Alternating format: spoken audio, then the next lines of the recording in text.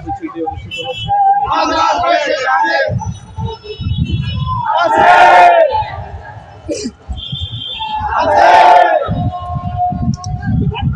এটা যারা দেশ বিরোধী এবং দেশের ভালো চায় না, তাদের ভারতে যাদের প্রভু দেশ মনে করে তারা একটা নৈরাজ্য সৃষ্টি করতে চাচ্ছে। আমরা তাদেরকে সেই নিষিদ্ধ সংগঠনকে আহ্বান করব, আপনারা সুস্থ ধারার রাজনীতিতে ফেরত আসেন। আপনাদের কৃতকর্মের তাই আপনাদেরকে মেনে নিয়ে আপনাদেরকে ফেরত আসতে হবে সুষ্ঠু ধারার রাজনীতিতে।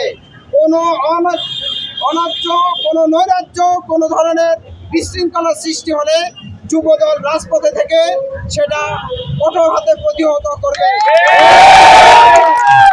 শুনেছি এই 32 নম্বরে নাকি কোনো নৈরাজ্য সৃষ্টি চলছে, তাই আমরা যুবদল কলাবাগান থানার নেতৃবৃন্দদেরকে নিয়ে আমরা রাজপথে আছি। আমরা জনগণের কোনো দুর্ভোগ হতে দিব না, জনগণের জানমালের কোনো ক্ষতি হতে দিব না। কর্মসূচিটি অনুষ্ঠিত হচ্ছে।